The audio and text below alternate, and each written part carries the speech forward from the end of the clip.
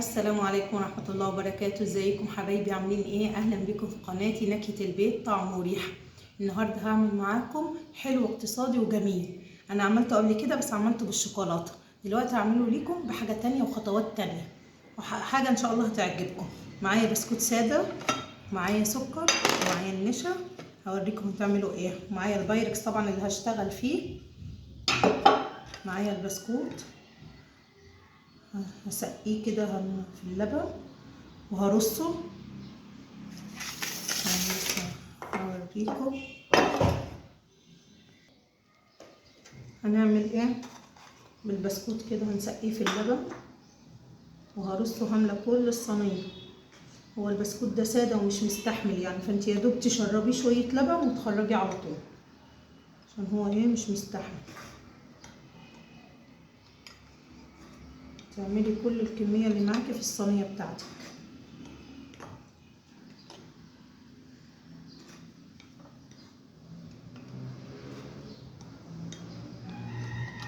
هتحطي طبقتين بسكوت فوق بعض، حطي طبقتين فوق بعض. تعملي كل الكميه بسرعه، تحطي طبقتين.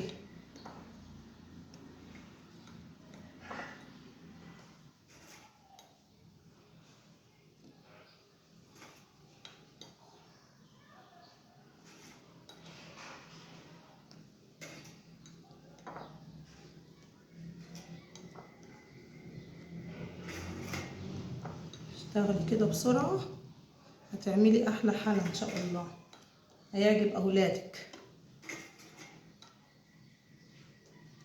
بعد كده هنعمل الخطوه التانية، هقولك تعملي ايه. هعمل دلوقتي الكريمه بتاعتها. هحط معلقتين سكر، السكر طبعا على حسب الرغبه بتاعتك، ومعلقتين النشا،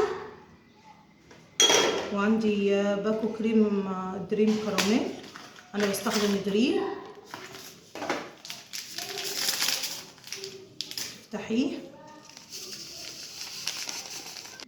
هكب الباكو كريم ده كراميل اللي هو ده دريم. هحط عليه كيلو لبن،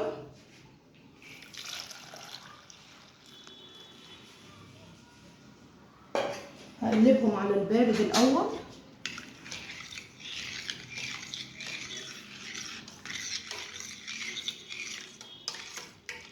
بعد كده هرفعهم على النار لحد ما يغلوا ويتقل القوام.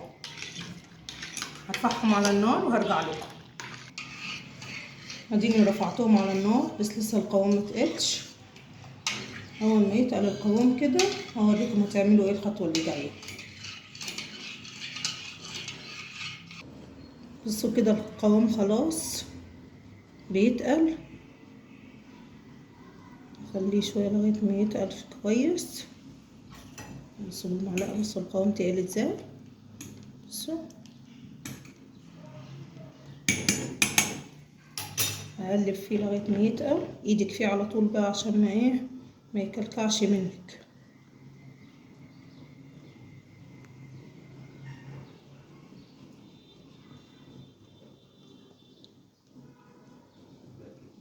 قلبي قلبي، افضلي قلبي لغايه ما ايه القوام يتقل. بصوا ادي القوام كده تقل معايا بقى المظبوط. هعمل بيه ايه؟ هجيب البسكوت ده المتفرفت مني هحطه فيه. حط كل البسكوت اللي عندك.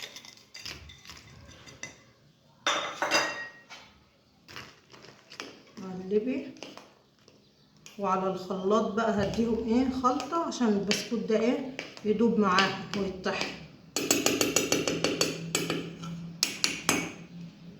هحطهم في الخلاط. بسم الله.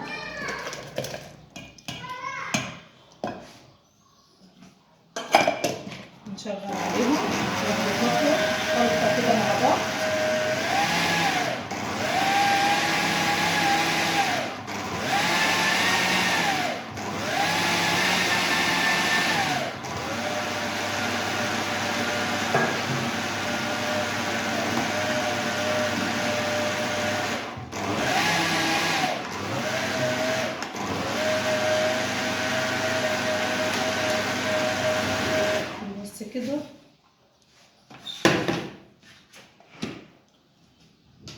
هنحط ايه على الخليط اللي احنا عملناه، الكريمه اللي احنا عملناها دي هنحطها على البسكوت بكل كميتك.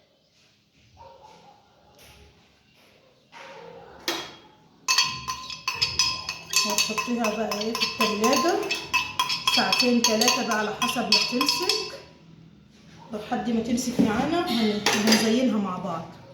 هي عادي يعني الطبقة اللي من فوق دي طلعت، بس ايه شكلها حلو مش وحش. هنزينهم مع بعض اول ما تمسك نفسها في التلاجة.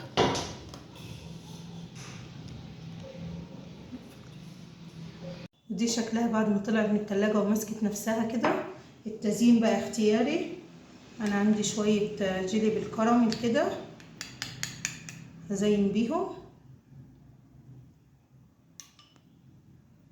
بصوا ماسكين نفسهم ازاي. يعني بصي التزيين اللي يريحك والشكل اللي يعجبك زيني بيه.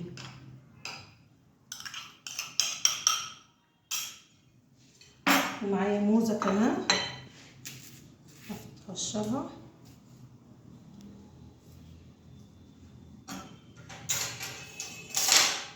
هقطع الموزة بعد كده هقطعها. بص معايا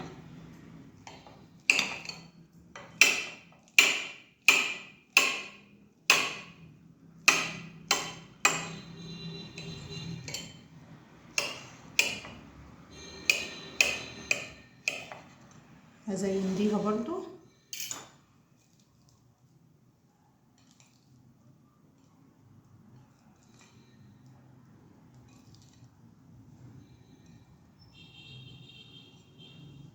معانا كيس الكراميل، طبعا احنا شغالين بالكراميل ومعانا الكيس بتاعه.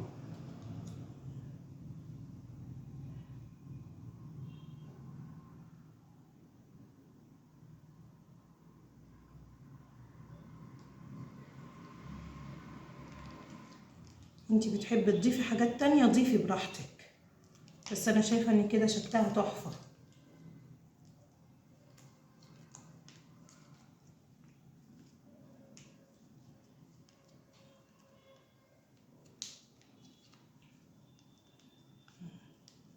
شوفي بقى كده المنظر.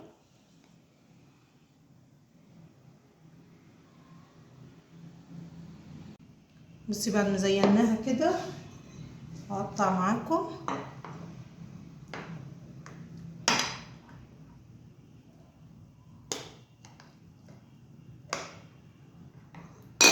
بصي شكلها. استنى